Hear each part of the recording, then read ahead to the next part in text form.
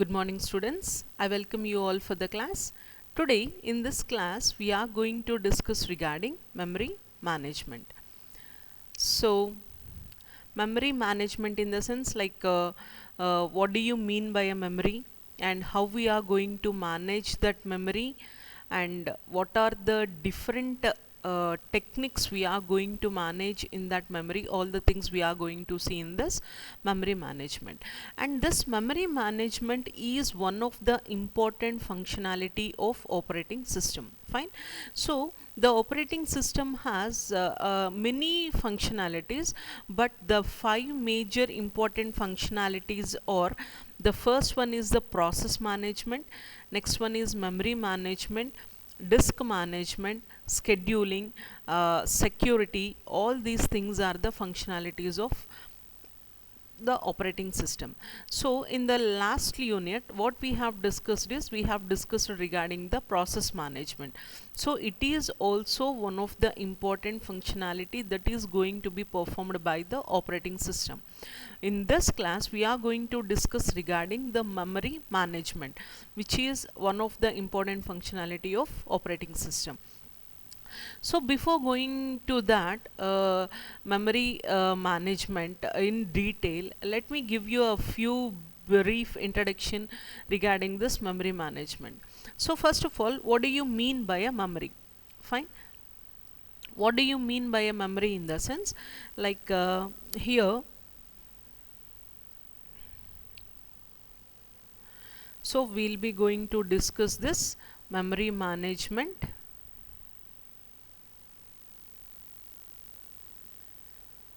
So in this we are going to have two terms. The first one is the memory and second one is the management. So combinedly we say it as a memory management. Memory is used for storing the data. Fine.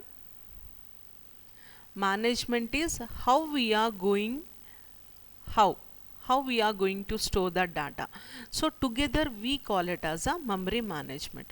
So for storing the data we need a memory. Fine. So for storing this data we need a memory. So how many types of memories are there? So how many types of memories are there? First one is the primary memory,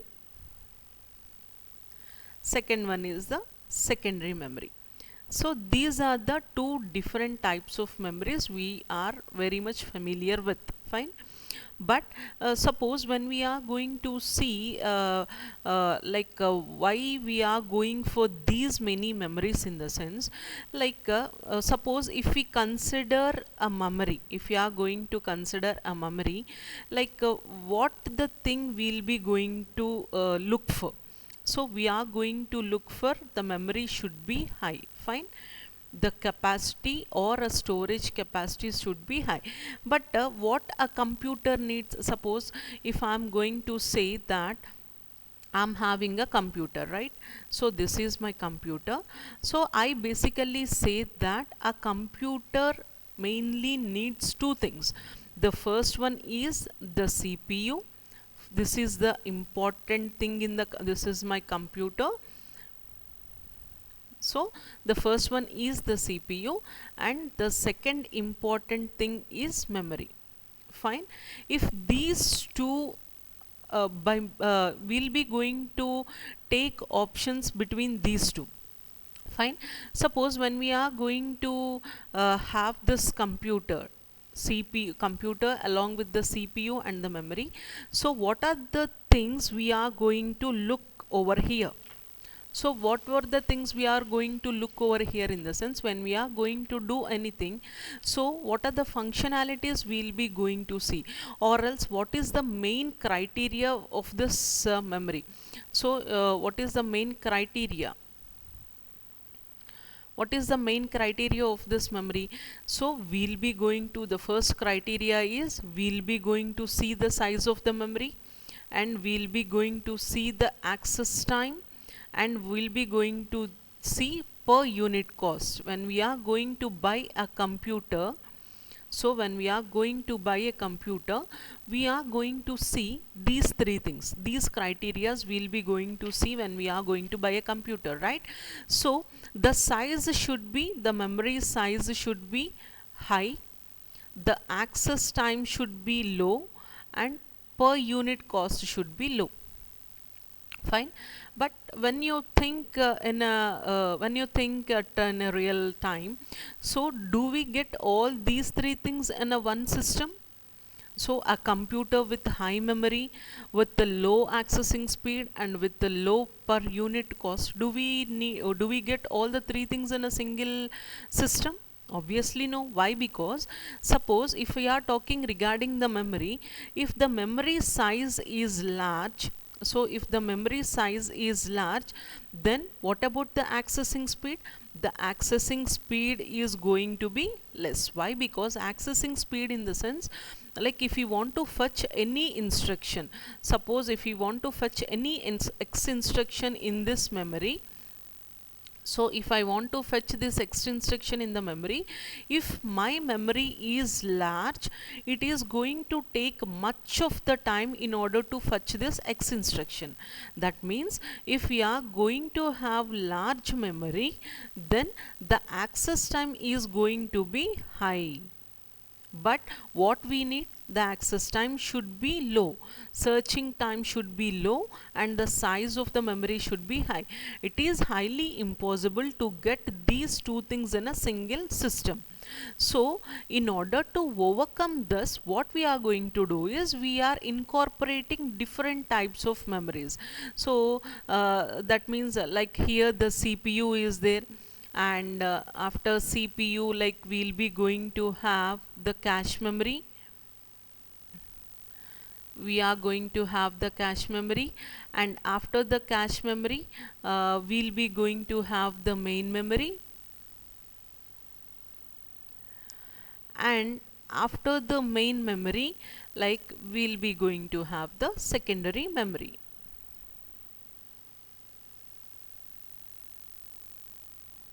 Fine. This is the hierarchy of memory. So why we are going for these many kinds of memories, in the sense, we can't get a system with high memory and low accessing speed. These two can't incorporate in a single system, but we have to manage something or the other. We have to manage in such a way that we should have high memory and the access time should be low. In order to get that thing to be done, we have gone for these different kinds of memory. Secondary memory is the largest memory, and main memory is small compared to secondary memory, and cache memory is the smallest memory when compared with the main memory and the secondary memory. Fine. So here in secondary memory, for what are the three criterias we are having? What are the two important criterias we are looking for? The size and the access time. We have to satisfy this size and the access time. So how we are going to satisfy this size and the access time, in the sense, so when we are going for the secondary memory, here the secondary memory size is very large. Fine. So this we are satisfying. But another thing what we have to satisfy, the access time should be low. But if when CPU wants some particular X instruction, if that X instruction is searched in the secondary memory, does the access time is large or high? Obviously it is high. Why? Because the secondary memory is large enough, very high memory, very large memory. So what we are going to use the technique, in the sense, suppose if the CPU is using the X instruction, the information related to that X instruction, what we are going to do, we are going to dump that X related information in the main memory, not all the instructions. Suppose we are having X, Y, Z instructions, but the CPU is currently executing with the X instruction, but the X instruction is there in the secondary memory. If you are fetching that instruction in the secondary memory, the access time is going to be high, but it shouldn't be entertained. So what we are going to do is, whatever the CPU is currently executing, that instruction details we are going to fetch in the main memory. Why? Because CPU can execute the instructions that are only in the main memory but not in the secondary memory. Fine. This is the thing you have to note it down. So CPU will be bothered about the instructions that are stored in the main memory but not in the secondary memory. So if the X instruction is in the main memory, so CPU will contact the main memory, will take the related information from the main memory, and it is going to process the X instruction. Here we are satisfying the access time.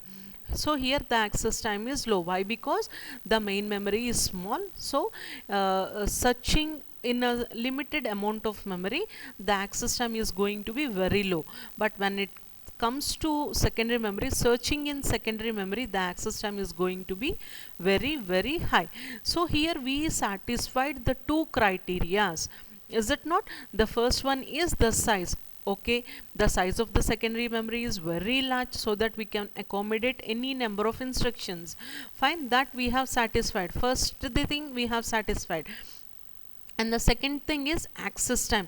The access time should be very low. So here when we are going to place that X instruction in the main memory, so searching that X instruction in the limited memory, the access time is very low.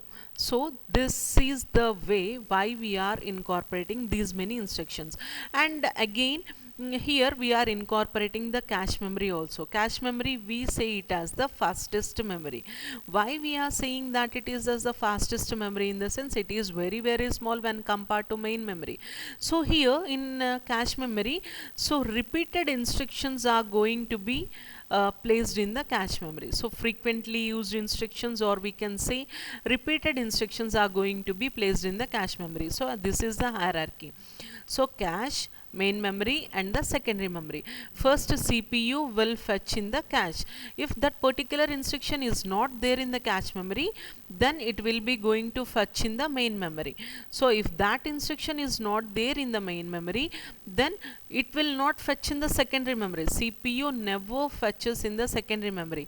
If it is not there in the main memory, then the operating system, what it will be doing, it will be going to get the particular X instruction from the secondary memory to the main memory, so that the CPU will access that particular instruction in the main memory. So this is how the memory hierarchy is going to be done. Like we are having virtual memory, associative memory also. We will be going to discuss those things later. But what we are concerned as of now is, this is the important concept. Like we need large memory, and the access time should be low, but these two can't be incorporated on a single system. So that's the reason what we are going to do is, we'll be going to have these kind of memories. Like you may get the doubt, like why these many memories, like we are having secondary memory, so why we are going for main memory and cache memory? In the sense, as the secondary memory is not satisfying the requirement of criteria of access time, we are going for this main memory and the cache memory. So this is the brief introduction regarding the memory management. Like we have to manage the memory so that we'll be going to have space for all the processes. So that is the managing of memory. Now let us go get into our topic.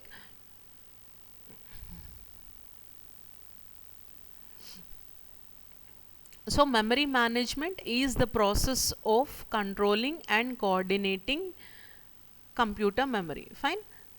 So that is the memory management. As I have said you before, it is one of the important functionality of the operating system, and that manages the primary memory, and it helps the processes to move back and forward between main memory and the secondary memory. As I have said you before, if the instruction that is not present in the main memory, the CPU can't go and check in the secondary memory. CPU never relates to the secondary memory. What we'll be going to do is, we'll be going to take that particular instruction or particular data from the secondary memory, and we'll be going going to place that in the main memory, so that CPU will take the information from the main memory. It keeps track of every memory location. So that is one of the advantage that we are going to have in this memory management. So when we are going to talk regarding the memories, like we have to get some terminology, that is the logical address and the physical address. Fine. So here when we are going to talk regarding the logical address and the physical address, suppose here the CPU is there. Fine. CPU is there, and here we'll be going to have the secondary memory. In the middle we'll be going to have the primary memory, or what we can say it as a main memory. Fine. What CPU is going to do is, CPU will generate the logical address.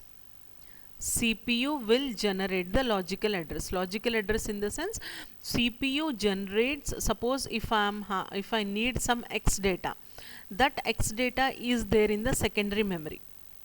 Fine. So CPU will generate that logical address, but CPU needs a physical address. So physical address in the sense, that is the main memory where that instruction has been stored in the main memory. That address we need. So CPU needs a physical address. Physical address in order to point out to this main memory location. So what we'll be going to do is, we'll be going to translate this logical address into physical address, so that we can get the information. So translation, so logical address, here if you have seen this, the logical address is generated by the CPU while a program is running. Fine. So CPU is going to generate a logical address. This logical address we call it as a virtual address. Why? This logical address we call it as a virtual address. Why? Because it does not exist physically. Therefore we call it as a virtual address. So this address we are making it as a reference to the physical address. So memory location by the CPU. So logical address space and physical address space are going to be there. So logical address space is used for the set of all logical addresses generated by the programmers, so that we call it as a logical address space. So when it comes to the physical address identifies the physical location of a required data in the memory. So this physical address is important for us. This physical address is important, not logical address. Logical address will be going to have to refer in the secondary memory. But when it comes to the physical address, it will be referring to the main memory. So this physical address is very, very important. Fine. So physical address is very, very important. Now the CPU is generating this logical address, but which address we are in need of? We are in need of physical address. So what we have to do? We have to convert this logical address into physical address. Are you getting what I'm saying? CPU is going to generate the logical address, but we need a physical address. So logical address is going to refer to the secondary storage or secondary memory, and physical address is going to be referring to the main memory. Which address we are in need of? We are in need of this main memory address, but CPU is generating the logical address. Now what we have to do is, we have to convert this logical address into physical address. Fine. So in order to convert that logical address into physical address, we are going to have 4 different steps to be followed in order to convert that logical address into physical address. So in order to convert that logical address into physical address, we need 2 resistors. The first one is the relocation resistor, and the second one is the limit resistor. So relocation resistor and the limit resistor. What is the purpose of the relocation resistor?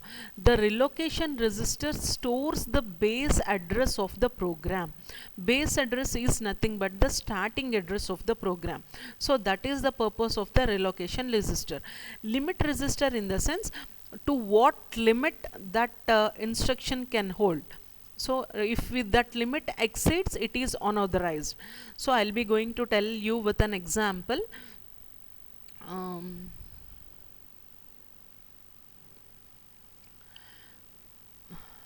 so now what we are going to do is, like here, the CPU, what the CPU is going to do, CPU is going to generate the logical address. Fine. But but we need a physical address in order to check in the main memory. So we are concerned with the main memory but not with the secondary memory. But CPU is going to generate the logical address which is pointing to secondary memory. So what we have to do is, we have to convert logical address into physical address. Fine. So in order to do that, we'll be going to have this conversion is going to take a diagram. In that diagram, we are in need of two resistors, relocation resistor, and the second one is limit resistor.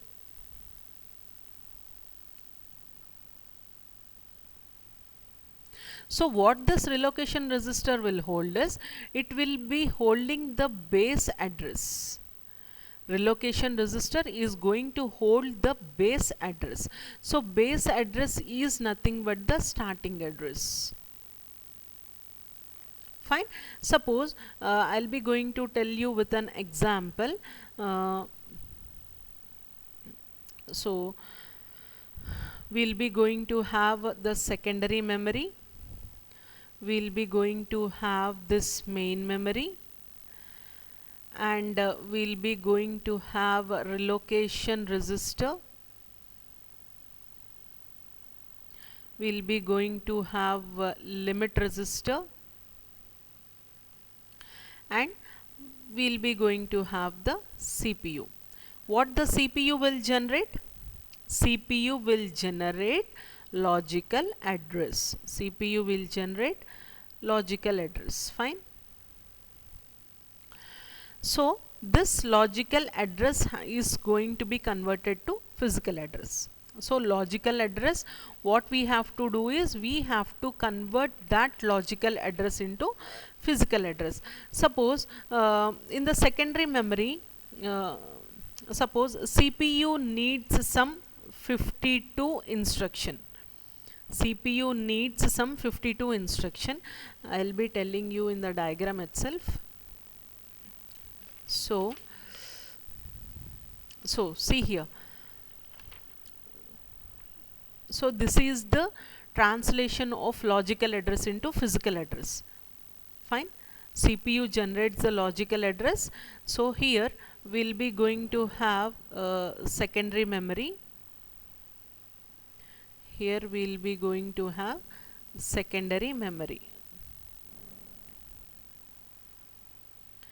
CPU will be generating the logical address.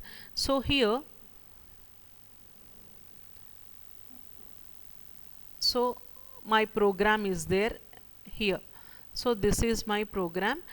My program is going to take from I instructions to, suppose, I plus 99.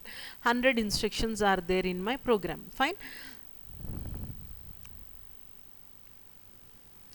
So here you can see, so this is my area where my program has been resided.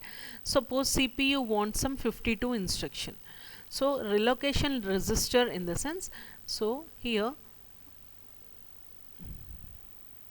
this is the limit resistor. We are going to check for the limit. Let us forget about the limit first.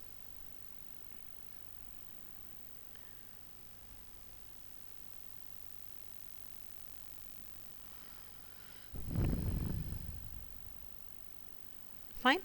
So this is the diagram actually. So this is the diagram, converting of logical address into physical address. This is the diagram. So here What is the relocation register? In the sense, it is going to store the starting address of the particular data which we are going to perform. Suppose CPU wants some 52 instruction. So here uh, this is the main memory. So here my 1 to 99 instructions are there. This is my process P1. So 1 to 99 instructions are there. CPU needs 52 instruction. What I'll be going to do is, so here program P1, P2, P3 all are stored in the secondary memory, but CPU needs 52 instruction of P1. So what I'll be going to do is, I'll be going to load only this P1 onto the main memory.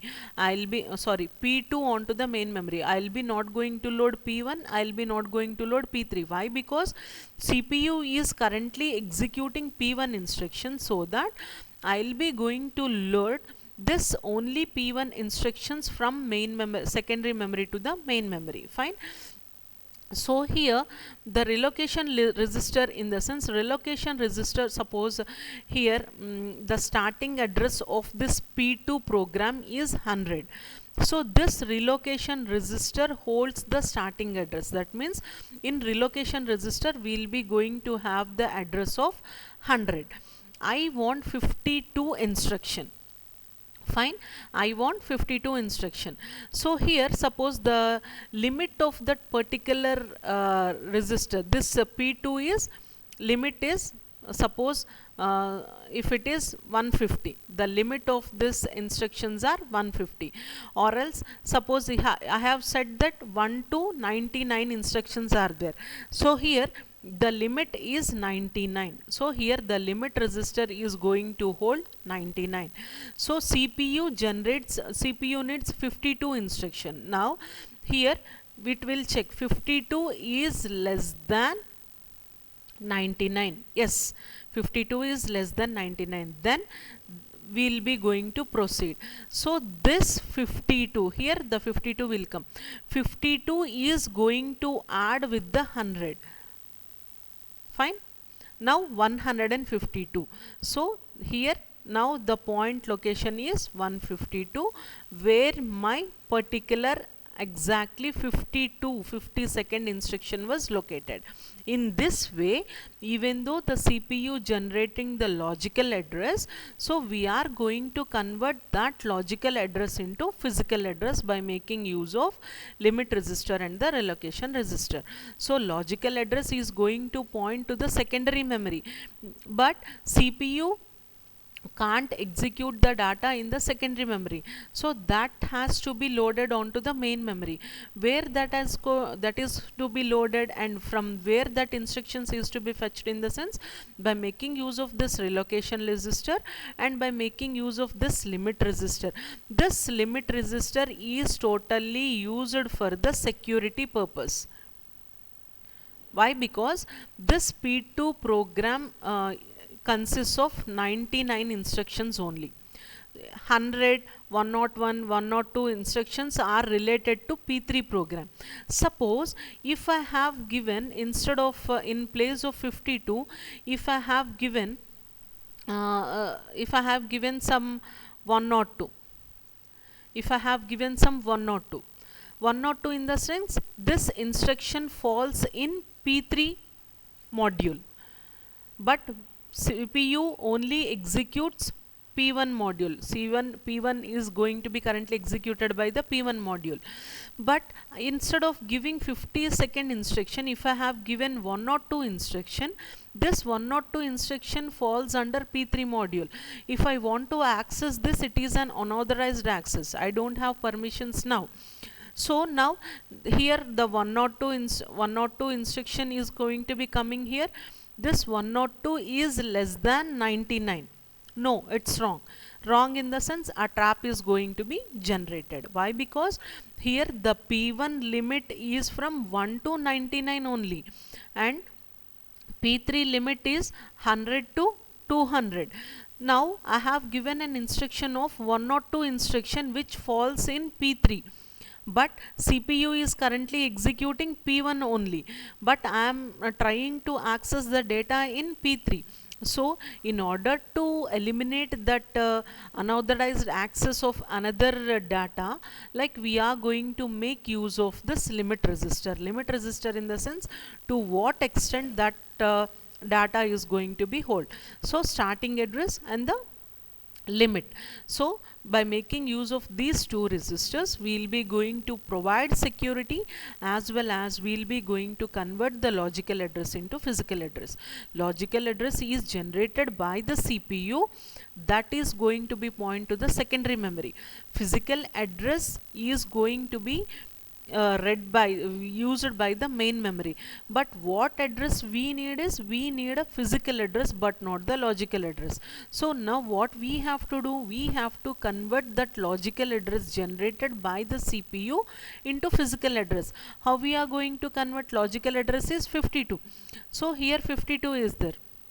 So what we are going to conduct, like we have dumped that P1 data, contiguous memory allocation of P1 onto the main memory. Main memory starting from where? From 100th location I have dumped that P1 process, P1 data. So that starting address we will be going to load in the relocation register. So here we will be going to check for security. 52 is less than 99. It contains only 99 instructions, and you are asking for 52nd instruction. Okay, it is valid. So this 52 is going to be added with the relocation register. That is 100 plus 52, 152, which is the exact location where we are going for the CPU is going for the particular instruction. This is how the logical address is going to be converted into physical address. Fine. So this is the diagram. Suppose here the CPU generates a logical address of 346. Relocation address register is 14,000. Relocation in the sense starting address. Here relocation register holds the starting address. Here this is the memory. Which memory? Here we are going to have the main memory. So what we have done, we have, suppose 346 falls under some P4 process. So here in the secondary memory we are having P1, P2, P3 and P4. So P4 process we are in need of. So P4 process, suppose this P4 contains 1 to 450 instructions. 1 to 450 instructions. So as CPU is executing this P4 346th instruction, this P4 module is going to be getting into the main memory. So only P4 module will be taken into the main memory. So P4 module, P4 so where from main memory, suppose here we will be going to have this relocation register 14,000. So 14,000, starting from 14,000 we have dumped that P4 data. P4 data. So 14,000 we have, this is the starting address. This starting address we will be going to have in the relocation register. So logical address plus relocation address. Here they have not showed the security one. They have not shown that security limit register, they have not shown. As I have shown you in the before, limit register will also be there. Here they are only concentrating on converting logical address into physical address.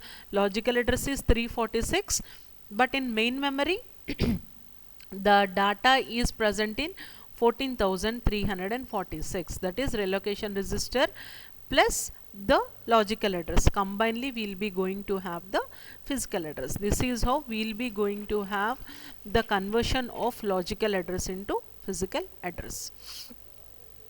So that is how the logical address is going to be converted into physical address. And next comes the important concept that is known as swapping.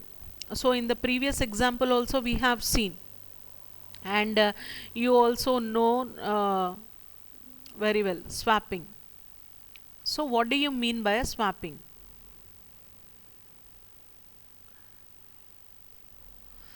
Swapping. So here we are going to have the main memory,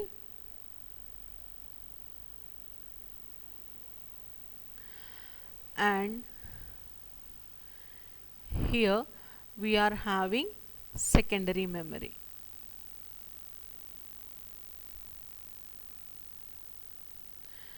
And here we are having the CPU. So CPU is in touch with the main memory, right? So CPU needs some Y instruction, and presently that Y instruction is there in the secondary memory. Here the main memory we are having uh, P, X, Q, R instruction. Suppose the main memory is full. The main memory is full. But CPU needs Y instruction. So that Y instruction is in secondary memory. But CPU wants that Y instruction. What we have to do? We have to get this Y instruction from secondary memory to the main memory, right? So what this swapping is containing two things, that is swap in and swap out, or else we can say it as roll in and roll out. Fine. So here the main memory is there.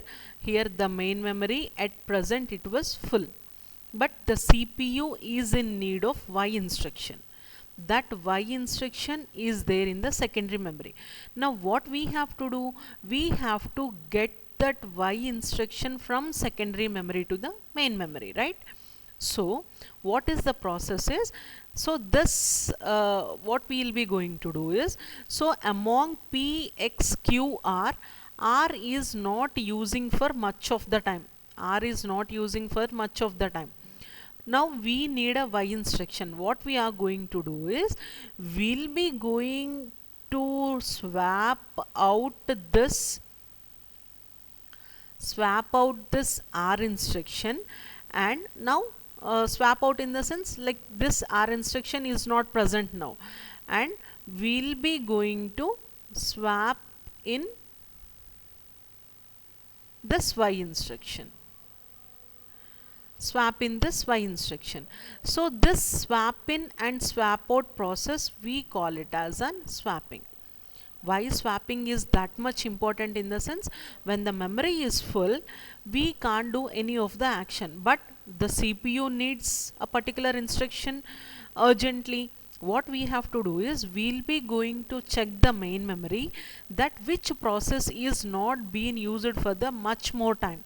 So which is not being used for the large amount of time, I mean much amount of time, that process we are going to take out of the main memory, and the process which is required by the CPU, we are going to be swap in into the main memory. So this swap in and swap out process together, we call it as a swapping. So this is very very important in order to give chance to each and every process. So processes should be continuously swapped in and out of the main memory to the secondary memory, and secondary memory to the main memory. Why? Because to give space for the different process. So together this swap in and swap out, or roll in and roll out functions together, we call it as a swapping process. Fine. So swapping is a method in which the process should be swapped temporarily from the main memory to the backing store. Backing store is nothing but the secondary memory. It will be later brought back to the memory for continuing the execution. At the temporarily, that is not being used for the longer time.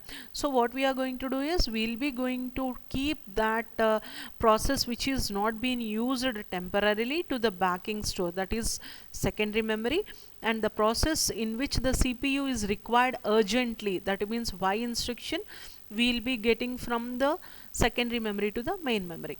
Backing store or some other secondary storage devices that should be big enough in order to accommodate copies of all memories. Like secondary storage should be large enough in order to have the copies. So this is the process. Here process P1 and process P2 are there in the secondary storage. Here suppose if CPU as we all know, the main memory, some of the memory space is going to be occupied by the operating system, and the remaining space is going to be used by the user space. So in user space we have to swap in and swap out. So operating system, when the power is switched on, the booting process is going to takes place, operating system is going to be loaded first. So that part will be going to fixed operating system, some part is fixed in the main memory. The remaining memory we call it as the user space. In this user space only we have to swap in and swap out. Suppose if p1 process is suppose if p1 process is there, but cpu needs p2 process. Now what we are going to do, we are swapping out this p1 process and we are swapping in this P2 process. So this is how we'll be going for the swapping. So what are the benefits of swapping? It offers high degree of multi-programming. Why? Because if swapping concept is not there, suppose if the memory is full with P1, P2 and P3, and CPU needs P4 instruction. If swapping concept was not there, only 3 instructions we can execute. Multi-programming, degree of multi-programming we will not achieve. So by making use of that swapping, so we are removing the P3 process and we are getting the P4 process. After some time we are removing the P1 process and we are getting the P5 process. So degree of multi-programming is very high when we are going for the process of swapping. It helps to get better utilization of memory. Memory is also going to be utilized better. Why? Because like if the process which is not going to be used for the much amount of unnecessarily we are keeping in the main memory. So if you are keep on placing that unnecessary process in the main memory, it is of poor utilization. So in order to have better utilization, the process which we are not using, we are swapping out and we are getting in the new process which is going to be required by the CPU. So that is the better utilization of memory. So minimum wastage of CPU time on completion. So it can easily be applied on a priority basis scheduling method. So which process to be swapped out, which process to be swapped in is based on the priority scheduling.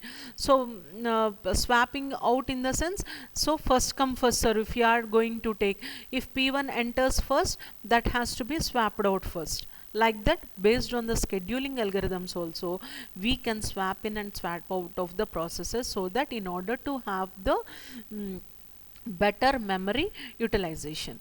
So that's all for today, students. So we have learned basic introduction to memory and what are the criteria for a computer, what are the different criteria for a computer. So in order to satisfy that those criterias, like we have gone for different memories, why cache memory, why associative memory, all these things. And memory managing, the first concept is what we have studied is what is the logical address and what is the physical address. Logical address is pointing to the secondary memory and physical address is in the main memory. So how we are going to convert that logical address into physical address? By making use of relocation register and limit register. Relocation register is used for storing the starting address and limit register is used for storing the end of the limit of that particular register, not end value, how many instructions those particular process can hold, that limit we are going to keep in the limit register. So limit register is totally we are using for the security purpose, and relocation register is used for translating that logical address into physical address. And another important concept what we have learned is swapping. Swapping is an important concept in order to utilize the memory very much efficiently. We are going for the swapping concept. Swapping consists of swap in and swap out. Swap in the sense the process which is required by the CPU urgently, we will be going to get that process from the secondary memory to the main memory. And if the main memory is full, we have to delete one process. So which process we will be going to delete based on the scheduling algorithms? The process which comes first can be deleted in the sense first come first serve. Like that, based on the scheduling algorithms, we'll be going to remove the process from the main memory and we'll be going to dump in the secondary memory. That is the swap out concept. Why swap in and swap out? In the sense, in order to utilize the memory very much efficiently and effectively, we are going for the swapping concept. And students, that's all for today. So we'll be going to continue with the memory allocations in our next class. Thank you students. Have a nice day.